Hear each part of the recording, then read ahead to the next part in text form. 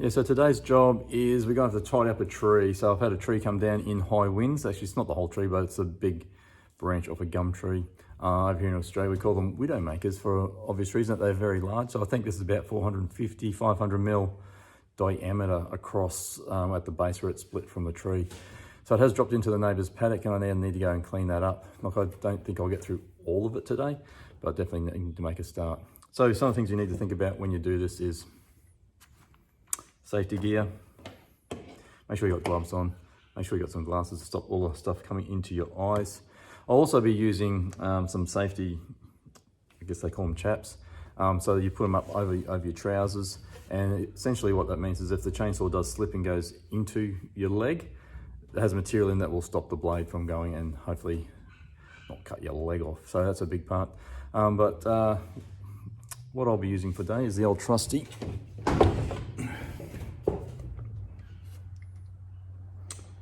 still.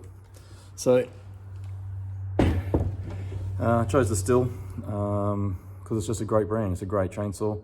A lot of people I knew have got stills, easy to get serviced, but also I guess the reports that I originally looked at before purchasing it indicate it's probably a little bit easy to maintain for an amateur like myself,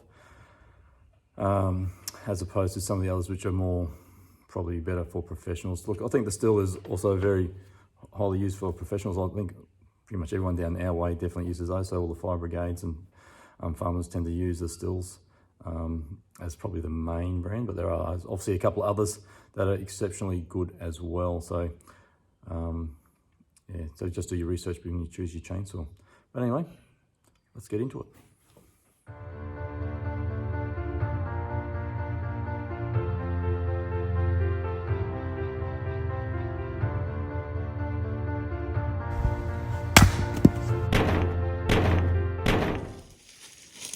So this is the tree, or branch rather. That's actually just a branch that's come down.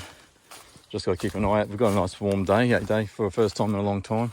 So I do need to be careful for the snickety snakes. They'll be out and about for sure after a nice cool winter of hibernating. But look, this is the branch there. As you can see, it's got some size to it. So that's my hand. So we've got some size to that as it goes down. You can see it up at the tree over there. Like, I wouldn't be able to get my arm around that tree. I could probably get both of them around. But this branch that comes out here is also another piece that's fallen off. It looks like someone's already trimmed some of those branches off already. That's interesting. Yeah, so that's what I need to do today. Look, I'm not going to get all that done, but if I can trim it back to maybe about here, that would be a good start. Get some of these side branches off, so I know my neighbour wants to be able to drive his ute through here. And this is sort of blocking his pathway through. So if I can open that up for him at least, that will be a good start. And that's the view. Look at that. Doesn't get much better than that. Yep, that is the ocean. Beautiful. So, that's us. Let's get into it. So what we generally do throughout the year, we just collect all the branches that fall off the trees and we make a big pile, so one big bonfire. Look, that's close enough to the house to get an extended hose. So I actually joined a couple of hoses together so we've got water to it. It's far enough away from the trees that it doesn't catch on fire with those. And it's also far enough away from the shed not to catch on fire with that. So it's a nice spot. And look, we generally have just one big fire. We invite people over, invite our friends over, and we sit down for a quiet night around the fire. It's a really nice night. But today, I reckon we're going to get some pretty big logs to go on that. And I don't know if I'll put all those logs into the fire. I might put some of those logs into a garden. Hey, so what we do, as you saw that big branch, I'm just going to trim the smaller branches off as branches, and then we'll drag them through, put them on the pile here, and look, they'll dry out and over the next couple of months. And then towards the end of the year, just before we actually hit our fire season, there is a season that we can't burn, or if you do burn, you need a permit for it. So there's normally a weekend just before that happens that we generally light the fire up, because especially for us down here, the ground is still moist, which is nice. I know there's other areas within our, I guess within our council, that gets very dry, which is why they put that fire zone in, or fire season in.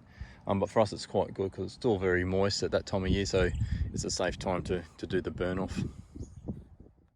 Hopefully we won't wake up little Koala with all the chainsawing. Let's see if he's still asleep at the end.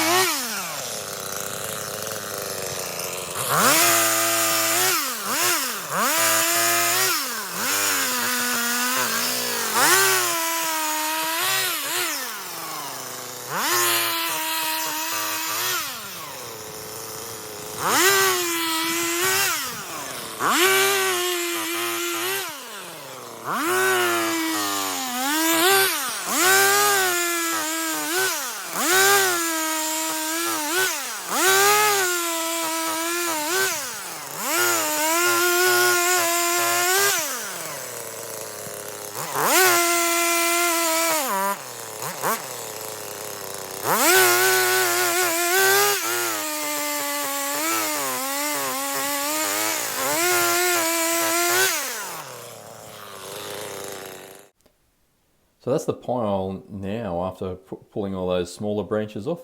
So as we've trimmed them off, we've literally just dragged them across and put them on the pile. They'll slowly shrink as the leaves and the twigs and the branches actually start to dry out. But it'll make for a great bonfire later in the year. So you can see the difference here. That's pretty much where I started the video at the start, with all the tree and that big branch was on the ground. So I've taken a good chunk of it. I have to say I haven't taken the majority of it, because as you can see here, I still have a really large part of that branch to go. Look, that branch is bigger than a lot of trees. But anyway, what I have been able to do is clear the pathway for the neighbour to drive his truck through, his old ute, and come through. So this is the area that he would normally come through. You can see it's sort of like that mowed space, and so this tree, or the branch, is now well and truly clear of that. And that was the intent for today. I never wanted to take the whole lot out, because that's going to take some time. And what I'd prefer to do that is actually bring my own car through with the trailer, and so I can chop these larger pieces now, and just stack them straight into the trailer and move it in one lot, as opposed to chopping it and dragging it 100 meters onto our wood pile. So that's what we're up to. I'm going to actually leave it there. There he is, old mate hasn't budged. He's still asleep after all that chain throwing going on. Well, he is obviously enjoying life. He goes nice, some gum leaves, a good branch, some sun on his back. Life is good. So there you go, there's another job done. So I had some advice when I first moved out here onto our land, and a friend said to me, he goes, look, just get done what you can. He said, because there's always going to be work to do tomorrow. And look, that's been really good advice. So you'll notice that today with that tree, I didn't try and get rid of the whole tree. That's a massive job. And look, not saying I'm not going to do it, because I actually will do it, because it's obviously sitting on my neighbour's property. But I actually have a few jobs at the moment, which are all time sensitive. So that one, I just wanted to make sure that my neighbour could drive his car around, because that's actually important to him. I know at the moment he can't because the paddock is too wet, but in a couple of weeks he will be able to, and he'll be wanting to do that. So I wanted to make sure that I could clear that up so he can actually move around on his own property. Now I think that's the right thing to do. But I do have another couple of jobs that are very time sensitive that I need to get to. So to spend a day or a couple of days trying to clear that tree up just doesn't make sense to me at this particular point in time. So that's why I decided, work out what chunk of work I can get done and what's important. And I think that's really something to think about when you're on your land and you're thinking about doing this homesteading lifestyle or being self-reliant. Work out what you need to get done in your particular day or time frame. And so for me, that was the decision that I made. Make it open enough so my neighbour can drive his car around, because that was important to him. He actually had a chat to me about that actually. So that's what I've done. That's what I decided to do. And then this afternoon, I'll get on with some other jobs that need to get done on a time frame. So look, if you've enjoyed this video and you're enjoying watching through and seeing how we're transforming our property and becoming more self-reliant as we go through that process, look, it is a long process, but I think it's worth it, and it is enjoyable as well.